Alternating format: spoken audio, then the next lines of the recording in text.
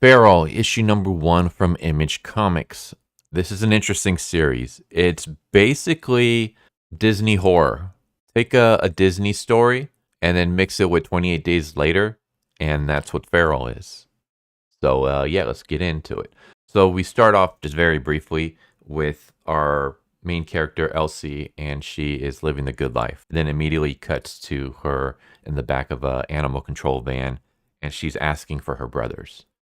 Patch is next to her, but she's asking for Lord, and she can't find Lord. And Lord's not responding. As the animal control is going down the highway, this fox runs across the road, and the fox has like some messed up eyes.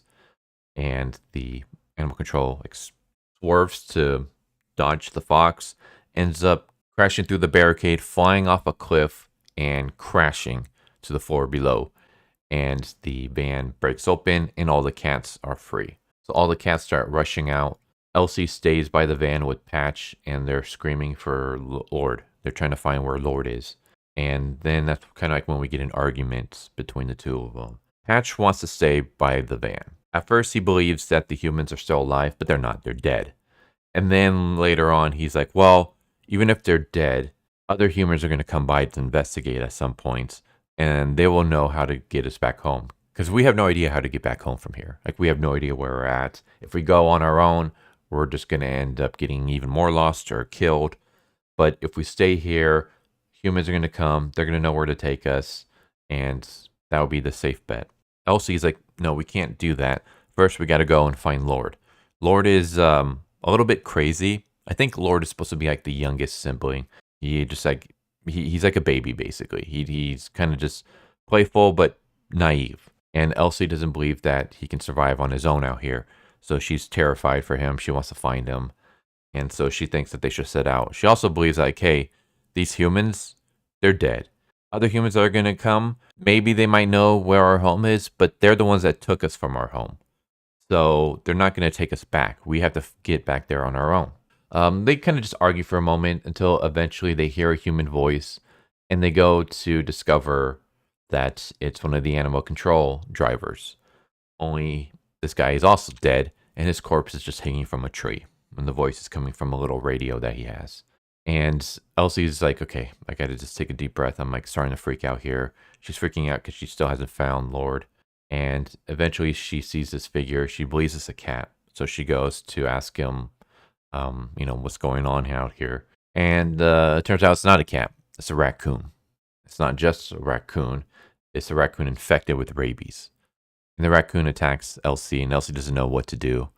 And Patch comes for the save, knocks the raccoon into the water, scrambles out, and then the raccoon starts chasing the two of them and is about to kill Elsie once again when some foxes come in and start eating the raccoon. But then the foxes immediately get infected by this virus and start chasing Patch and Elsie.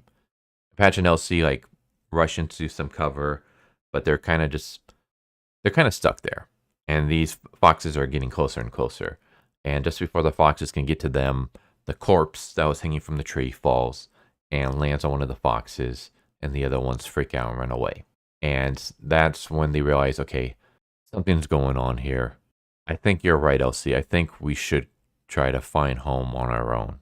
And throughout this, we kind of get just like little pieces of information, but nothing is like completely spelled out for us, which is fine. Like, I mean, this is the first issue, and you're going to be world building and stuff. And I'm completely fine with like giving us some little seedlings of what's going on, but not fully explaining things and just kind of having this mystery that we have to solve. My guess is that there's this virus that's kind of like the rabies virus from 28 Days Later, but it only affects animals. It doesn't affect humans.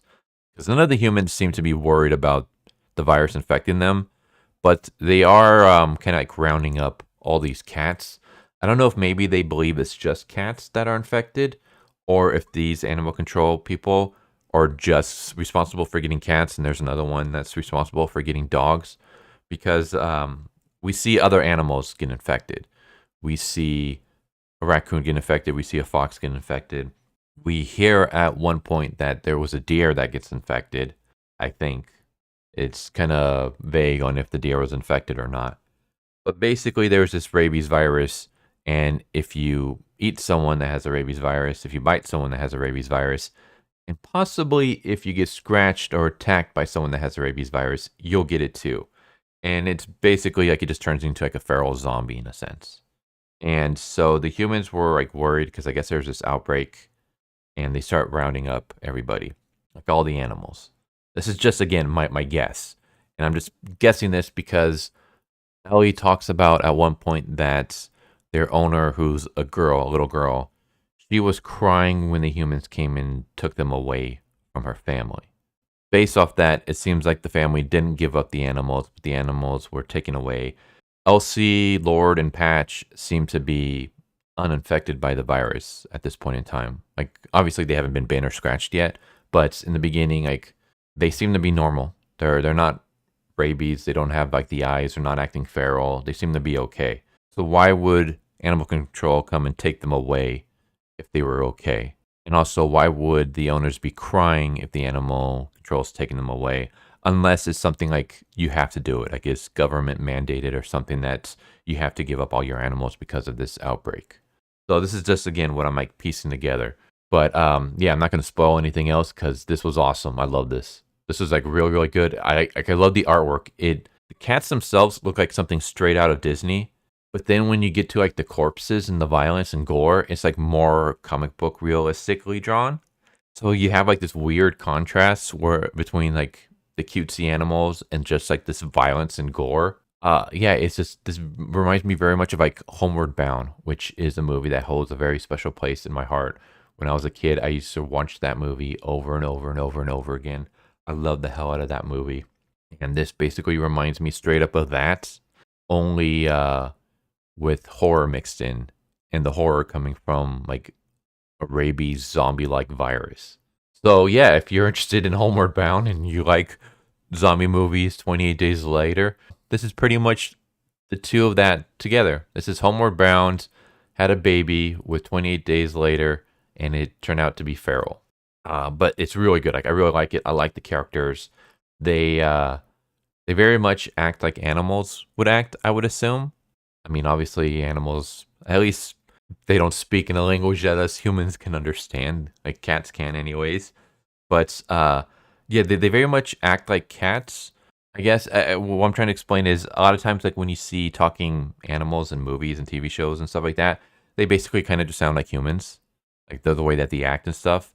But these very much seem like, I mean, they're speaking English for us to understand, but they act like how you think cats will act. Like, they're, I don't want to say dumb, but they're a little bit naive to certain things. So I like that.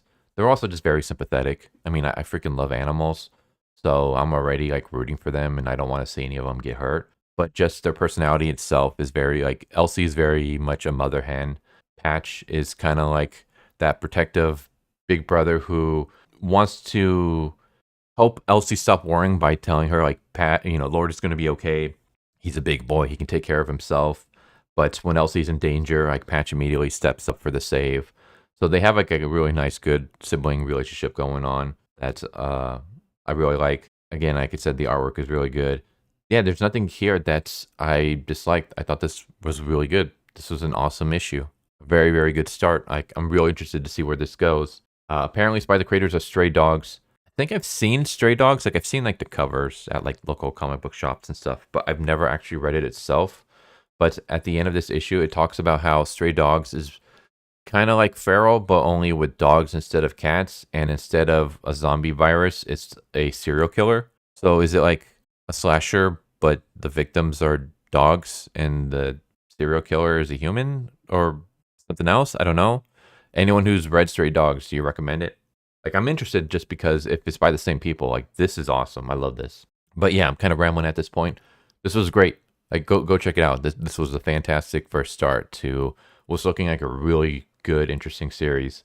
But there you go. There's Feral, issue number 1 from Image Comics. I hope you enjoyed, and I hope to see you next time. Take care. Later. Thank you for watching my video. I hope you enjoyed it. If you didn't, I still want to thank you for watching it this far, and I hope the next one is more to your liking. With that said, thank you once again, and I hope you guys and gals have a good one. Later.